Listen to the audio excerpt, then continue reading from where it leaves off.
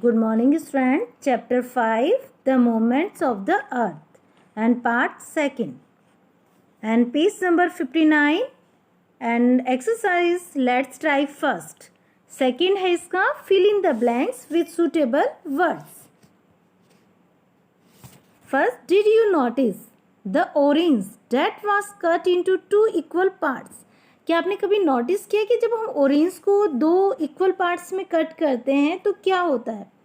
तो in the same way the earth can also be divided into two equal halves by a line called the equator, है ना.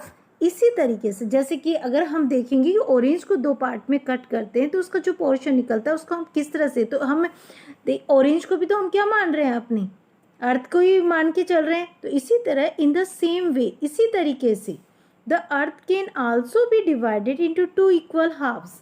हमारी पृथ्वी भी कैसी है, दो इक्वल बराबर आधे हिस्सों में बटी हुई है. बाय ए लाइन, एक लाइन के थ्रू, एक लाइन के द्वारा बटी हुई है जिसे हम इक्वेटर कहते हैं, यानी भूमध्य रेखा कहते हैं. The equator is not a real line. Equator क्या है, हमारी वास्तविक लाइन नहीं है, ये इमेजिनरी लाइन होती है, एक काल्पनिक लाइन होती है. तो equator is not a real line. It is an imaginary line that divides the earth into two equal. अब दो इक्वल बराबर हाफ्स यानी हिस्सों में बांटती है, आधे हिस्सों में दो बराबर हाफ्स में बांटती है. तो each half is called a hemisphere. अब इसका जो प्रत्येक आधा हिस्सा होता है उसे हम क्या कहते हैं, गोलार्ध कहते हैं. क्या कहते हैं, हेमिस्फीयर कहते हैं, यानी गोलार्ध कहा जाता है. The upper half of the अर्थ, जो ऊपरी हिस्सा होता है ना पृथ्वी का, इसे हम क्या कहते हैं, नॉर्दर्न हेमिस्फीयर कहते हैं. क्या कहते हैं, northern hemisphere. And the lower half होता है पृथ्वी का, उसे हम क्या कहते हैं, सदर्न हेमिस्फीयर कहते हैं. ओके, दक्षिणी गोलार्ध कहा जाता है. ओके, आगे द नॉर्दर्न मोस्ट पॉइंट, जो उत्तरी मुख्य बिंदु होता है अर्थ का, is a northern hemisphere is called the north pole. उत्तरी most point of the earth पृथ्वी का वो होता है जिसे नॉर्दर्न हेमिस्फीयर में होता है, उसे हम क्या कहते हैं, नॉर्थ पोल कहते हैं, यानी उत्तरी ध्रुव कहते हैं. सिमिलरली, यानी उसी के समान, द साउथ, तो southern most point of the अर्थ, जो साउथ का जो पॉइंट होता है ना, दक्षिणी मोस्ट पॉइंट होता है, तो southern most point of the earth is called the southern hemisphere. उसे क्या कहते हैं, दक्षिणी गोलार्ध कहते हैं, जिसे और is called the south pole. तो उसके हिस्से को क्या कहा जाता है, साउथ पोल कहा जाता है. क्लियर. सदर्न मोस्ट पॉइंट है पृथ्वी का, जो कहाँ पे किस में स्थित है, सदर्न हेमिस्फीयर में है, उसे हम साउथ पोल कहते हैं. Next, look at the figure 3. You will observe that the earth is the widest at the equator and slightly flat at the poles. अब आप देखिए आकृतियों को देखेंगे जैसे हम पहले डिस्कस कर चुके हैं. तो अगर हम देखेंगे उसको पृथ्वी की आकृति को, तो आपको ये पता चलेगा कि ये भूमध्य रेखा ये चौड़ी है ना, फैली हुई है इक्वेटर भूमध्य रेखा से. एंड स्लाइटली, और स्लाइटली क्या है, फ्लैट है, और हल्की सी फ्लैट है ध्रुवों पे. कहाँ पे, ध्रुव के, जैसे हमने पिछली पिक्चर है, आप इस पिक्चर को देखेंगे यहाँ पे तो आपको पता चलेगा कि उसमें क्या होता है कि वो बीच में से जब हम उसको पार्ट को करते हैं तो वो क्या होती है, इक्वेटर के बीच में जब होती है तो वाइडेस्ट होती है and slightly flat at the poles. और जो north pole and south pole होंगे ना, ऊपरी हिस्सा नीचे हिस्सा होता है, वहाँ पे वो स्लाइटली फ्लैट होती है, चपटी होती है. क्लियर. अब नेक्स्ट, डिड यू नो, क्या आप जानते हैं, the word hemi means half and hemisphere means half of a गोलार्ध. देखिए हेमी वर्ड हो रहा है ना, हेमिस्फीयर वर्ड आ रहा है, तो हेमी मीन्स क्या होता है, आधा होना, और हेमिस्फीयर मीन्स क्या होगा, half of a sphere. Sorry, sphere तो यानी गोलार्ध का जो अपने है उसका आधा हिस्सा. ठीक है. Let's try second. आओ हम सेकेंड हिस्से को करते हैं, इसकी एक्सरसाइज सेकेंड लेते हैं. Underline the incorrect word in this statement. अब देखिए एक स्टेटमेंट दिया होगा, इसमें इनकरेक्ट वर्ड आपको दिया होगा, उस पर अंडरलाइन करनी है और उसकी जगह आपको क्या करना है, करेक्ट वर्ड को लिखना है. अंडरस्टैंड. तो फर्स्ट क्या है हमारा, the equator is a real line on the earth. अब देखिए यहाँ पे हमें किसके नीचे अंडरलाइन करनी है, रियल लाइन, एक रियल लाइन। इक्वेटर क्या एक वास्तविक लाइन होती है क्या पृथ्वी की, नहीं, ये क्या होती है, एक इमेजिनरी लाइन होती है, तो an imaginary line. Clear, equator is an imaginary line on the earth. Second, the northern hemisphere is larger than the southern hemisphere. Northern hemisphere है वो क्या है, जो सदर्न हेमिस्फीयर उसकी बजाय क्या बड़ा है क्या, नहीं, दोनों तो इक्वली तो होते हैं। तो यहाँ पे क्या है, लार्जर देन का जो पॉइंट आया है वो रॉन्ग है। क्या होगा इसमें, इक्वल होगा, क्या होगा, इक्वल है, दोनों ही क्या है, बराबर है, क्योंकि आधे पार्ट में कटी बटी हुई रहती है ना हमारे, ये हेमिस्फीयर जो है जो इक्वेटर में बटे हुए रहते हैं। तो ये क्या हुआ, तो northern hemisphere and southern hemisphere में है, तो इक्वल है दोनों। Next, the earth is flat at the equator. हमारी पृथ्वी जो है वो इक्वेटर पे क्या होती है, फ्लैट होती है क्या, भूमध्य रेखा पे, नो, इक्वेटर पे नहीं, पोल्स में होती है। तो the earth is flat at the poles. Okay, next क्या है आगे, the earth is widest at the poles. हमारी पृथ्वी जो है वो क्या है, चौड़ी है पोल्स पे, जो ध्रुव बनाए हुए हैं ना हमने, north pole and south pole बनाए थे, उस पे क्या है, वो चौड़ी है क्या, नहीं, वो कहाँ पे चौड़ी है, इक्वेटर में चौड़ी है। तो widest at the equator. Clear, okay. Second है, describe the shape of the earth. आपको पृथ्वी की शेप के बारे में वर्णन करना है। तो अर्थ कैसी है, स्फेरिकल है, शेप में कैसी है, spherical, and it is slightly flat at the poles. और ये हल्की सी चपटी होती है पोल्स पे, जो ध्रुव बने होते हैं ना, north pole and south pole बने होते हैं, उस पर स्लाइटली फ्लैट होती है। Clear, next let's find out. अभी देखिए जो हमने पॉइंट्स को डिस्कस किया उसको डिटेल में हम पढ़ते हैं, तो उन्हीं पॉइंट्स को हम डिस्कस करते हैं। Let's find out, the earth on the move. हमारी पृथ्वी के जो मूवमेंट होते हैं उनके बारे में हम रीड करते हैं। तो you must have travelled in A train. देखिए आपने अधिकतर ट्रेन में सफ़र किया ही होगा। तो जब हम ट्रेन में सफ़र करते हैं, यात्रा करते हैं, तो क्या होता है, तो हैव यू नोटिस्ड, आपने नोटिस किया, that the trees, fields and buildings होती है ना आउटसाइड की, द ट्रेन मूव। अब वो क्या होते हैं, वो मूव करते दिखाई देते। ट्रेन में जब आप बैठे रहते हो तो आप नोटिस करते हो पेड़ भी चल रहे हैं, खेत भी चल रहे हैं, बिल्डिंग्स भी चल रही हैं हमारे साथ साथ। तो they seem to move in the object direction in which the train is moving. अब देखिए जहाँ पे जिस साइड में ट्रेन मूव कर रही है उसके अपोजिट साइड में, अपोजिट डायरेक्शन में मूव करती हुई दिखाई देती है, उसके विपरीत दिशा में, है ना।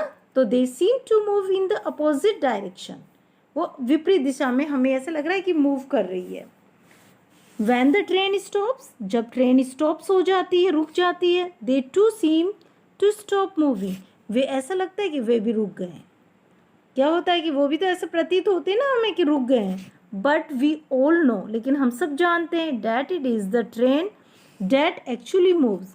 हम क्या जानते हैं, हम ये जानते हैं कि ट्रेन एक्चुअली में वास्तव में कौन मूव कर रहा था, ट्रेन ही तो मूव कर रही थी, not the objects outside the train. बाहर के जो ऑब्जेक्ट्स थे ना वो मूव नहीं कर रहे थे, वो चल नहीं रहे थे, ओनली मूव कौन कर रहा था, ट्रेन मूव कर रही थी।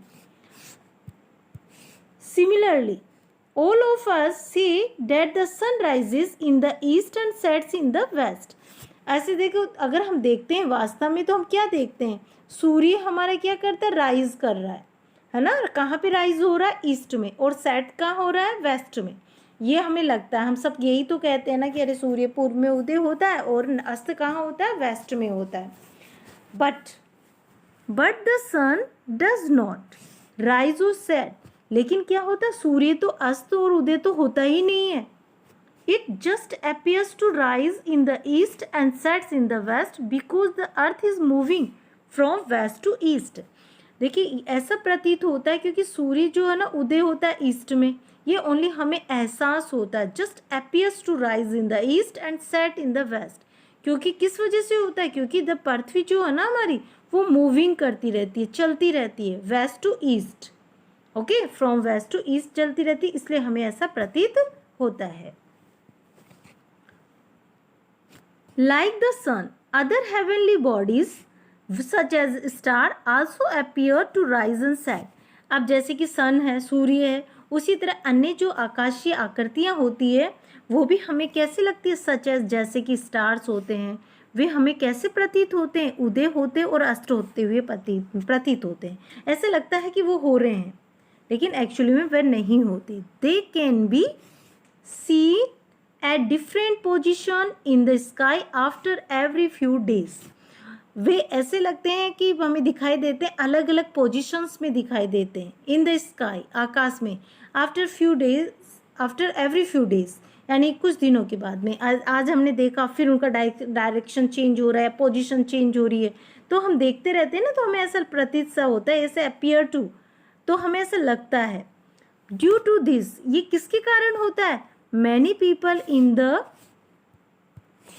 Earlier time believed that the earth was stationary and the heavenly bodies move around it. ये किसके कारण था? बहुत सारे लोगों का क्या विश्वास था? प्रारंभिक समय में ये विश्वास था कि पृथ्वी स्टेशनरी है। स्टेशनरी का मतलब स्थायी है, और जो हेवनली बॉडीज है ना, वो इसके चारों ओर मूव करती रहती है। About 2300 years ago, a Greek astronomer, Archistarchus of Samos, found out that the earth rotates on its axis and goes around the sun.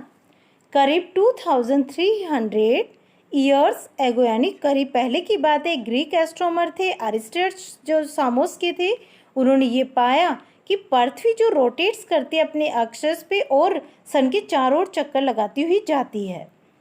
The ancient Indian astronomer Aryabhat calculate the correct time that the earth takes to move on its axis and go once around the sun. अब हमारे प्राचीन भारतीय जो खगोल शास्त्री हुए थे आर्यभट्ट, उन्होंने भी गणना करके सही समय बताया था पृथ्वी का, कि हमारी पृथ्वी क्या है, अपने अक्ष पे मूव करती हुई जाती, लेती है अपना समय, और वो एक चक्कर अपने जो गो वंस अराउंड द सन, और सन के चारों ओर चक्कर काटती है। Later in the 1500s, a Polish astronomer Copernicus also found out about the Earth's daily movement on its axis and its yearly movement around the sun. अब बाद में जब 1500 से पॉलिश एस्ट्रोनॉमर हुए थे कॉपरनिकस, उन्होंने भी यही पाया कि पृथ्वी का जो डेली मूवमेंट्स होता है अपने अक्ष पे, और ये जो वार्षिक मूवमेंट करती है सन के चारों ओर चक्कर लगाती हुई पूरा करती है। Today with the help of modern techniques, लेकिन आज जो आधुनिक टेक्निक की सहायता से it has been proved that the statements of this astronomers were true. अब ये हम प्रूव कर सकते हैं कि जो भी एस्ट्रोनॉमर्स ने कहा था वो सही कहा था। दस There are two movements of the earth that happens at the same time. और इसी प्रकार से दो मूवमेंट्स हुए, मतलब उनका जो मूवमेंट्स को हमने नोटिस किया वो पृथ्वी के बारे में ये था कि सेम टाइम में ये घटित हुए थे। तो कौन कौन से मूवमेंट्स हुए थे उस समय? तो फर्स्ट था मूवमेंट्स ऑन इट्स एक्सिस, यानी क्या निकाला, जो उनका मूवमेंट होते थे वो एक्सिस पे होता था, वो मूवमेंट करते थे, अपने अक्ष पे घूमते थे। एंड मूवमेंट अराउंड द सन, और ये भी अपना निष्कर्ष निकला कि वो सूर्य के चारों ओर चक्कर लगाती, यानी मूव करती है। तो यही हमारे जो एस्ट्रोनॉमर हुए थे उन्होंने सबने यही बताया था। To understand this movements, let's first learn what an axis is. अब हम ये समझने की कोशिश करते हैं कि जो अंडरस्टैंड दिस मूवमेंट्स, ये जो समझे हम ये मूवमेंट्स किए, तो आओ हम इसको पहले सीखते हैं कि क्या एक्सिस क्या है, मतलब क्या हमारे जो दूरी के बारे में बात की, अक्ष के बारे में बात की, वो क्या है, तो उसके बारे में हम डिस्कस करते हैं।